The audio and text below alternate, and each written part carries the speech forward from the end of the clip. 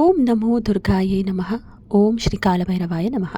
ಚೈತ್ರ ನವರಾತ್ರಿ ಆರಂಭ ಆಗಿದೆ. ಮಾರ್ಚ್ 19ರಿಂದ ಮೊದಲ ಅಧ್ಯಾಯವನ್ನು ಯಾರೆಲ್ಲ ಶುರು ಮಾಡಿದ್ದೀರಾ, ಮೊದಲ ದೇವಿಯನ್ನು ಯಾರೆಲ್ಲ ಅದ್ಭುತವಾಗಿ ಆರಾಧನೆ ಮಾಡಿದ್ದೀರಾ, ಎರಡನೇ ದಿನವೂ ಅದೇ ಒಂದು ಪೂಜಾ ನಿಯಮವನ್ನು ನೀವೆಲ್ಲರೂ ಕೂಡ ಪಾಲಿಸಿದ್ದೀರಿ ಅಂತಲೇ ಹೇಳಿದ್ದೀವಿ, ಅಂದ್ಕೊಂಡಿರ್ತೀವಿ. ಯಾಕಂದರೆ ಈಗಾಗಲೇ ಚೈತ್ರ ನವರಾತ್ರಿಯ ಒಂದಷ್ಟು ಮಾಹಿತಿಯನ್ನು ಈ ಹಿಂದಿನ ವಿಡಿಯೋದಲ್ಲಿ ನಾನು ನಿಮ್ಮೊಂದಿಗೆ ಹಂಚಿಕೊಂಡಿದ್ದೀನಿ.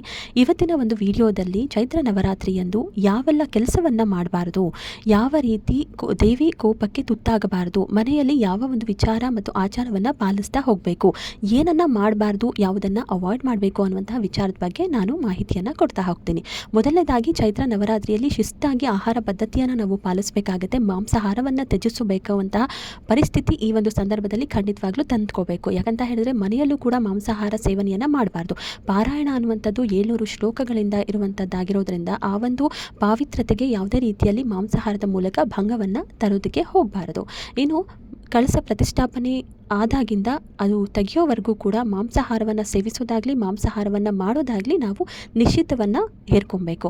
ಇದಾದ ನಂತರ ಕೋಪವನ್ನು ನಿಯಂತ್ರಣ ಮಾಡಿಕೊಳ್ಬೇಕು. ಮನೆಯಲ್ಲಿ ಜಗಳದ ವಾತಾವರಣ ಮಾಡ್ಕೊಳ್ಳೋದು ಅಥವಾ ನಕಾರಾತ್ಮಕ ಶಕ್ತಿಗಳನ್ನು ಒಂದು ರೀತಿ ಎನ್ಕರೇಜ್ ಮಾಡುವಂತಹ ನಿಟ್ಟಿನಲ್ಲಿ ಜಗಳ ಆಡೋದು, ಒಬ್ಬರ ಮೇಲೆ ಒಬ್ಬರು ಕೂಗಾಡೋದು, ಕಿರ್ಚಾಡೋದು, ಇದೆಲ್ಲವನ್ನು ಕೂಡ ಮನೆಯಲ್ಲಿ ಪಾರಾಯಣ ಮಾಡುವಂತಹ ಸಂದರ್ಭದಲ್ಲಿ, ನವರಾತ್ರಿಯ ಆಚರಣೆಯ ಸಂದರ್ಭದಲ್ಲಿ ಪಾಲಿಸಬೇಕಾಗತ್ತೆ. ಮಾಡಲೇಬಾರ್ದು ಅದನ್ನೆಲ್ಲ.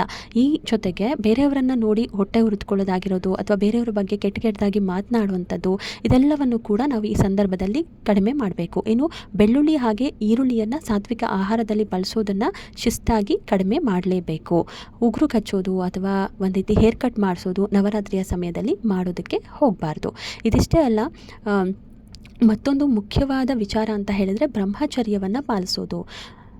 ನವರಾತ್ರಿಯ ಒಂದು ಸಂದರ್ಭದಲ್ಲಿ 9 ದಿನಗಳ ಕಾಲ ಬ್ರಹ್ಮಚರ್ಯವನ್ನು ಪಾಲಿಸಬೇಕು. ಇದು ದೇವಿಗೆ ನಾವು ನಮ್ಮ ಮೂಲಕ ಒಂದಷ್ಟು ನೀಡುವಂತಹ ಸೇವೆ. ಈ ಒಂದು ಸಂದರ್ಭದಲ್ಲಿ ನಾವು ಪರಿಶುದ್ಧವಾಗಿರಬೇಕು. ದೇಹ ಮಾತ್ರ ಅಷ್ಟೇ ಅಲ್ಲ, ಮನಸ್ಸು ಕೂಡ ಪರಿಶುದ್ಧವಾಗಿ ದೇವಿಯನ್ನು ಆರಾಧನೆ ಮಾಡಿದರೆ ನಮ್ಮ ಸಂಕಲ್ಪಗಳು ಈಡೇರೋದರಲ್ಲಿ ಯಾವುದೇ ರೀತಿಯ ಸಂದೇಹವೂ ಕೂಡ ಇಲ್ಲ. ಮನೆಯಲ್ಲಿ ಅಖಂಡ ಜ್ಯೋತಿಯನ್ನು ಬೆಳಗಬೇಕು. ಕಳಸ ಪ್ರತಿಷ್ಠಾಪನೆ ಮಾಡಿದ ಮೇಲೆ ಕಳಸವನ್ನು ಬಿಟ್ಟಾಗಲಿ ಅಥವಾ ದೀಪವನ್ನು ಉರಿಯೋದೇ ಇರೋ ರೀತಿ ನೋಡ್ಕೊಳ್ತಾ ಇರಬೇಕು. ಯಾಕಂದರೆ ಯಾವಾಗಲೂ ಕೂಡ ಉರಿತಾನೆ ಇರಬೇಕು ದೀಪ. ಮನೆಯನ್ನು ಬಿಟ್ಟು ಎಲ್ಲೂ ಕೂಡ ಹೋಗೋದಕ್ಕೆ ಹೋಗಬಾರ್ದು. ಬೆಳಗಿನ ಜಾವ ಎದ್ದು ಬ್ರಾಹ್ಮಿ ಮುಹೂರ್ತದಲ್ಲಿ ಪೂಜೆಯನ್ನು ಮಾಡಿದರೆ ಫಲಿಸುತ್ತೆ ಅಂತ ಹೇಳಿದೆ. ಅದು ಹೌದು.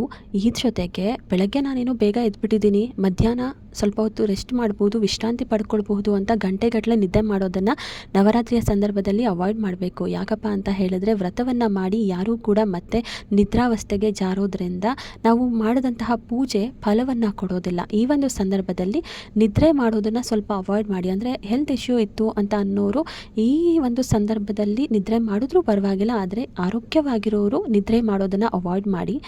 ಇನ್ನು ಆಹಾರ ಪದ್ಧತಿಯ ಬಗ್ಗೆ ನಾನು ನಿಮಗೆ ಹೇಳಿದ್ದೀನಿ. ಉಪವಾಸನೂ ಕೂಡ ಈ ಒಂದು ಸಂದರ್ಭದಲ್ಲಿ ಮುಖ್ಯ ಆಗುತ್ತೆ. ಸಾಧ್ಯವಾದಷ್ಟು ಸಾತ್ವಿಕ ಆಹಾರ, ಅನ್ನ ಜೊತೆಗೆ ಹಣ್ಣು ಹಂಪಲು ಇದೆಲ್ಲವನ್ನು ಕೂಡ ತೆಗೆದುಕೊಳ್ಳೋದ್ರಿಂದ ನಮ್ಮ ದೇಹನೂ ಕೂಡ ಶುದ್ಧವಾಗಿರುತ್ತೆ ನವರಾತ್ರಿಯ ಸಂದರ್ಭದಲ್ಲಿ.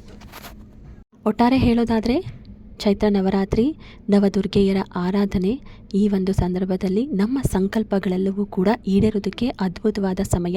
ಸಾಧ್ಯವಾದಷ್ಟು ಬ್ರಾಹ್ಮಿ ಮುಹೂರ್ತದಲ್ಲಿ ಪೂಜೆ ವ್ರತವನ್ನು ಮಾಡೋದಕ್ಕೆ ಟ್ರೈ ಮಾಡಿ ಅಂತ ಹೇಳ್ತಾ ಈ ಮೂಲಕ ನವರಾತ್ರಿಯ ಸಮಯದಲ್ಲಿ ಏನನ್ನು ಮಾಡಬಾರ್ದು, ಮಾಡಿದ್ದೇ ಆದರೆ ದೇವಿಯ ಕೋಪಕ್ಕೆ ತುತ್ತಾಗ್ತೀವಿ ಅನ್ನೋ ಮಾಹಿತಿಯನ್ನು ನಾನು ನಿಮಗೆ ನೀಡಿದ್ದೀನಿ.